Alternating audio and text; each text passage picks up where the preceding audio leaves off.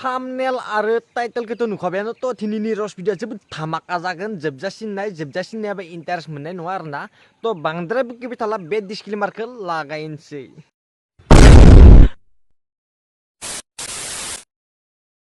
क'क्राझाराव ओंखारदों लाइमोनफोरनि ब्रा आरो इनार सिखाव ब्रा आरो इनार सिखाव खालामनानै हमजानानै दोखो दोखो बुजादों सासे ब्रा सिखाव आरो इनार सिखावा।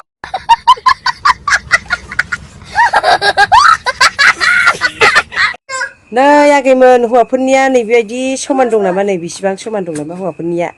वाव आंना गिदिरसिबाव बिनिख्रुइ बांसिन गिदिर आंना।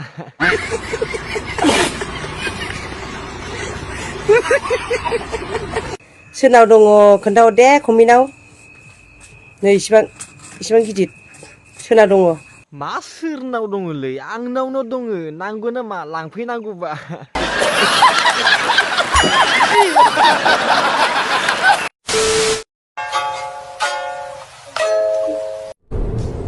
ये क्या है?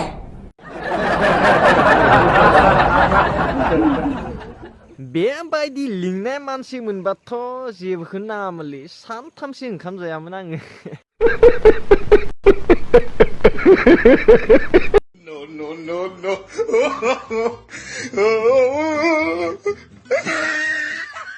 हलि गेले गेले माने हलि मुलि खालामनो गोसो जालांबाय र' थांगासिनो नेथ'।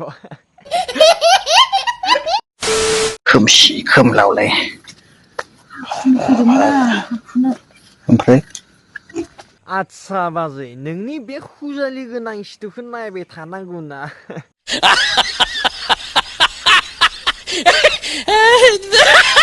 नायदों मानसिफ्रानो फैबाय थायो लामाजों लाइट स्रां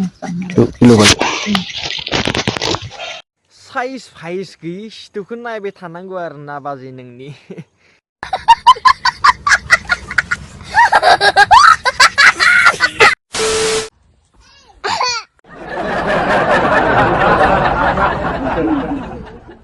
जाबायदि बारदोंना बाजै जिलांगोन एकदमबारे जिलांखागोन दे आं बुंखादो जिलांखागोन।